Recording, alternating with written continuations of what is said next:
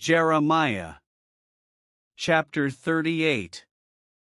Then Shephatiah the son of Mattan, and Gedaliah the son of Pashur, and Jucal the son of Shelemiah, and Pashur the son of Malchiah, heard the words that Jeremiah had spoken unto all the people, saying, Thus saith the Lord, He that remaineth in this city shall die by the sword, by the famine, and by the pestilence, but he that goeth forth to the Chaldeans shall live, for he shall have his life for a prey, and shall live. Thus saith the Lord, This city shall surely be given into the hand of the king of Babylon's army, which shall take it. Therefore the princes said unto the king, We beseech thee, let this man be put to death, for thus he weakeneth the hands of the men of war that remain in this city, and the hands of all the people, in speaking such words unto them, for this man seeketh not the welfare of this people, but the hurt. Then Zedekiah the king said, Behold, he is in your hand, for the king is not he that can do anything against you. Then took they Jeremiah, and cast him into the dungeon of Malchiah the son of Hamelech, that was in the court of the prison, and they let down Jeremiah with cords. And in the dungeon there was no water, but mire, so Jeremiah sunk in the mire. Now when Ebed-melech the Ethiopian, one of the eunuchs which was in the king's house, heard that they had put Jeremiah in the dungeon, the king then sitting in the gate of Benjamin, Ebed-melech went forth out of the king's house, and spake to the king, saying, My lord the king, these men have done evil in all that they have done to Jeremiah the prophet, whom they have cast into the dungeon, and he is like to die for hunger in the place where he is, for there is no more bread in the city. Then the king commanded Ebed-melech the Ethiopian, saying, Take from hence 30 men with thee, and take up Jeremiah the prophet out of the dungeon, before he die. So Ebed-melech took the men with him, and went into the house of the king under the treasury, and took thence old cast clouts and old rotten rags, and let them down by cords into the dungeon to Jeremiah. And Ebed-melech the Ethiopian said unto Jeremiah, Put now these old cast clouts and rotten rags under thine armholes under the cords. And Jeremiah did so. So they drew up Jeremiah with cords, and took him up out of the dungeon, and Jeremiah remained in the court of the prison. Then Zedekiah the king sent, and took Jeremiah the prophet unto him into the third entry that is in the house of the Lord, and the king said unto Jeremiah, I will ask thee a thing, hide nothing from me.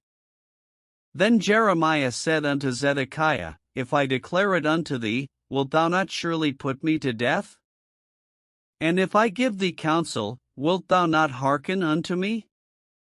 So Zedekiah the king sware secretly unto Jeremiah, saying, As the Lord liveth, that made us this soul, I will not put thee to death, neither will I give thee into the hand of these men that seek thy life. Then said Jeremiah unto Zedekiah, Thus saith the Lord, the God of hosts, the God of Israel, If thou wilt assuredly go forth unto the king of Babylon's princes, then thy soul shall live, and this city shall not be burned with fire, and thou shalt live, and thine house. But if thou wilt not go forth to the king of Babylon's princes, then shall this city be given into the hand of the Chaldeans, and they shall burn it with fire, and thou shalt not escape out of their hand. And Zedekiah the king said unto Jeremiah, I am afraid of the Jews that are fallen to the Chaldeans, lest they deliver me into their hand, and they mock me. But Jeremiah said, They shall not deliver thee. Obey, I beseech thee, the voice of the Lord, which I speak unto thee, so it shall be well unto thee, and thy soul shall live. But if thou refuse to go forth, this is the word that the Lord hath shewed me. And, behold, all the women that are left in the king of Judah's house shall be brought forth to the king of Babylon's princes, and those women shall say, Thy friends have set thee on, and have prevailed against thee, thy feet are sunk in the mire, and they are turned away back.